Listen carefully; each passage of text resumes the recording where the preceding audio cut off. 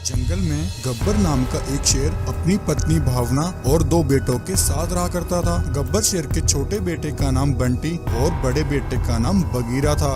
गब्बर के दोनों बेटे बहुत ही बहादुर और ताकतवर थे। वह दोनों इतने शक्तिशाली थे कि उन दोनों का सामना कोई नहीं कर सकता था। गब्बर अपने परिवार में बहुत खुश था। लेकिन एक बार उसके जंगल में एक बाघ अपने कुछ शिकारियों को लेकर घुस आता है और पास में खड़ी एक गाय पर हमला करके उसे गिरा देता है। अरे ओ गाय, मुझे बताओ कौन है इस जंगल का राजा और वह कहाँ रहता है? बताओ मुझे, जल्दी बताओ, वरना मैं तुम्हें और तुम्हारे इस बच्चे दोनों को खा जाऊंगा। बाघ की बात सुनकर गाय बहुत ज्यादा डर जाती है।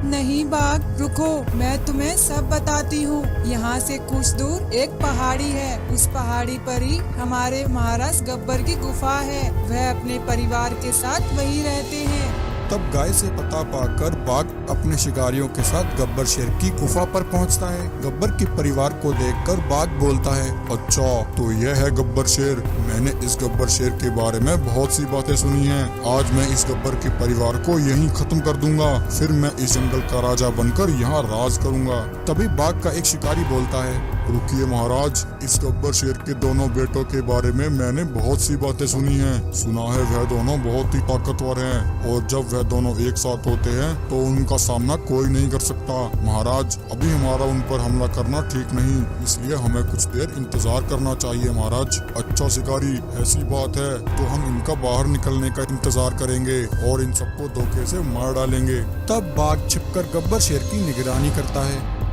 शाम होते ही गब्बर शेर अपने पूरे परिवार के साथ भोजन तलाश करने के लिए निकलता है।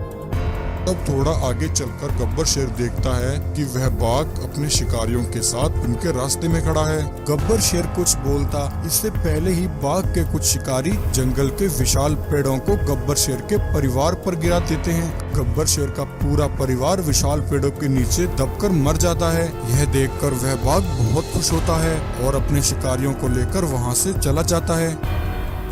तभी वहां से एक भालू गुजर रहा होता है। भालू को कुछ पेड़ नीचे गिरे हुए दिखाई देते हैं। भालू वहां आता है और देखता है कि गब्बर शेर का पूरा परिवार उन विशाल पेड़ों के नीचे दबा हुआ है। यह देखकर भालू बहुत हैरान हो जाता है। गब्बर, भावना और उसका छोटा बेटा बंटी तीनों मर चुके थे, परंतु वहीं बगीरा की सांसें अभी चल रही थी। यह देखकर भालू कहता है, हे भगवान, ये सब क्या हो गया? ऐसा कैसे हो सकता है? ना कोई आंधी, ना कोई तूफान, यह इतने सारे पेड़ अचानक से कैसे गिर सकते हैं? बगीरा अभी जिंदा है, इसे तुरंत इलाज की जरूरत है।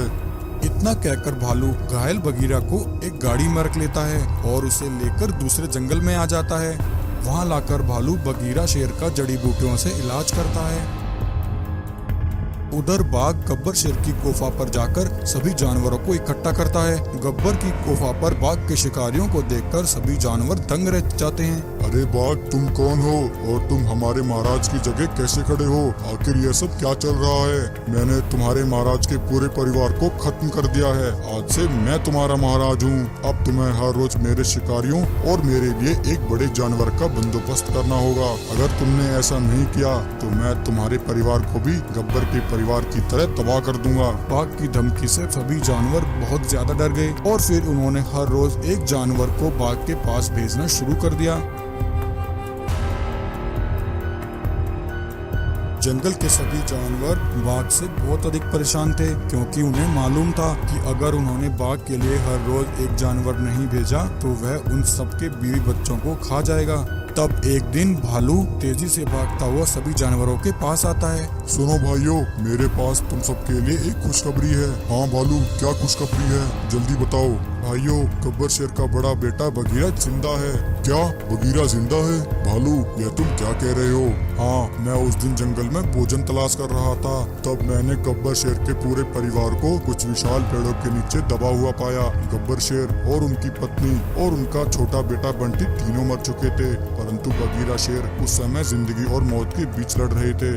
तब मैं उन्हें लेकर पास के जंगल में चला गया और वहाँ मैंने कई दिनों तक बगीरा का इलाज किया और उन्हें हर रोज भोजन खिलाया। कुछ दिनों में बगीरा शेर बिल्कुल स्वस्थ हो गए। तब बगीरा शेर ने मुझे सारी बात बताई कि उनके परिवार को तबाह करने वाला वह दुष्ट बाघ ही है। उसने अपने शिकारियों के साथ मिलकर गब्बर शेर के परिवार पर हमला किया ताकि गब्बर शेर के पूरे परिवार को तबाह करके वह इस जंगल का राजा बन सके। भालू की यह बात सुनकर सभी जानवर हैरान हो जाते हैं। भालू, अगर ऐसी बात है तो हमें बगीरा को अपने जंगल वापस लाना होगा। अब बगीरा ही हमें उस बाघ के आतंक से बचा सकता है। अब सभी जानवर मिलकर बगीरा को जंगल वापस ले आते हैं और उसे बाघ के अत्याचारों के बारे में सारी बात बताते हैं। तब बगीरा सभी जानवरों को लेकर उस बाघ और उसके शिकारियों पर हमला कर देता है। बगीरा उस बाघ को जान से मार डालता है और उसके सभी शिकारी भी जानवरों के हाथों मारे जाते हैं। इस तरह बगीरा जानवरों की मदद से अपने परिवार का बदला बाघ से ले लेता है और फिर जंगल का राजा बनकर जंगल को संभालता है। इसी समय बाहर आ जाता है। तभी इतने में ज़ॉम्बी शेरू वहां आ जाता है। शेरू को ऐसी हालत में देखकर वीरू और गब्बर हैरान हो जाते हैं। एक जंगल में गब्बर नाम का शेर अपनी पत्नी शेरनी और 2 बेटे वीरू और शेरू के साथ रहता था। शेरू बिल्कुल दूध जैसा सफेद और दिखने में बहुत ही सुंदर था। एक दिन शेरू और वीरू दोनों भाई जंगल में शिकार करने के लिए निकलते हैं। शिकार की तलाश में दोनों भाई जंगल में बहुत आगे तक आ जाते हैं, परंतु उन्हें कहीं भी शिकार नहीं दिखता। तभी शेरू और वीरू को सामने एक गुफा दिखाई देती है। दोनों भाई उस गुफा के सामने आ जाते हैं। तभी शेरू कहता है, वीरू भैया, बहुत समय से शिकार ढूंढ रहे हैं परंतु कोई शिकार मिल ही नहीं रहा। चलो इस गुफा के अंदर चलते हैं, हो सकता है इस गुफा के अंदर हमें कोई शिकार मिल जाए। शेरू की बात सुनकर वीरू थोड़ा घबरा जाता है और कहता है, नहीं शेरू भैया, मैंने ये गुफा पहले कभी नहीं देखी। न जाने ये गुफा किसकी है और इस गुफा के अंदर क्या है। बिना सोचे समझे इस गुफा के अंदर जाना हमारे लिए खतरा हो सकता है। अगर पिताजी को पता चला तो वह हमें बहुत डांटेंगे। अरे वीरू, तुम तो बहुत डरपोक हो, तुम यहीं रुको, मैं अभी गुफा के अंदर जाकर आता हूँ। शेरू वीरू की बात नहीं सुनता है और गुफा के अंदर चला जाता है। वीरू गुफा के बाहर शेरू का इंतजार करता है। शेरू को गुफा के अंदर एक सड़ा हुआ मांस का टुकड़ा दिखाई देता है। शेरू उस मांस के टुकड़े को खा लेता है। उस मांस के टुकड़े को खाते ही शेरू एक ज़ॉम्बी बन जाता है। उधर गुफा के बाहर वीरू शेरू का इंतजार करते हुए थक जाता है और वापस लौट जाता है। इधर ज़ॉम्बी बन चुका शेरू जंगल में आतंक मचाने लगता है। ज़ॉम्बी शेर एक भालू के पीछे पड़ जाता है और भालू पर हमला कर देता है और उसे काट लेता है। ज़ॉम्बी शेरू के काटते ही भालू भी एक ज़ॉम्बी बन जाता है। फिर वह दोनों जंगल में और जानवरों को ढूंढने लगते हैं। वह दोनों ज़ॉम्बी जिस भी जानवर को काटते वह उसी समय ज़ॉम्बी बन जाता। जंगल के कुछ जानवर अपनी जान बचाकर गब्बर शेर के पास आते हैं। महाराज, हमारी रक्षा कीजिए महाराज। महाराज, जंगल में एक ज़ॉम्बी शेर घुस आया है, वह बहुत ही खूंखार दिखाई देता है। महाराज, वह ज़ॉम्बी शेर जिस भी जानवर पर हमला करता है वह जानवर भी उसी की तरह ज़ॉम्बी बन जाता है। तभी गब्बर शेर कहता है, अरे यह अचानक से ज़ॉम्बी वायरस हमारे जंगल में कैसे आ गया? यह वायरस तो समंदर के उस पार वाले जंगल में मैंने देखा था। अगर ऐसा है तो यह तो बहुत चिंता की बात है। हमें सबसे पहले पता लगाना होगा कि इसकी शुरुआत कैसे हुई। तभी वीरू शेर वहां आता है। वीरू गब्बर शेर को सारी बात बताता है। गब्बर शेर कहता है, वीरू, तुमने शेरू को गुफा के अंदर जाने से क्यों नहीं रोका? पिताजी, मैंने उसे रोकने की बहुत कोशिश की परंतु वीरू भैया ने मेरी एक नहीं सुनी। मैंने बहुत समय तक वीरू का गुफा के बाहर इंतजार किया परंतु शेरू भैया बाहर नहीं आए। वीरू की बात सुनकर गब्बर शेर अपने बेटे को लेकर उसी समय गुफा के पास आ जाता है। पिताजी, शेरू भैया इसी गुफा के अंदर गए थे। वीरू बेटा, तुम यहीं रुको, मैं अभी इस गुफा के अंदर जाकर देखता हूँ। गब्बर शेर गुफा के अंदर चला जाता है।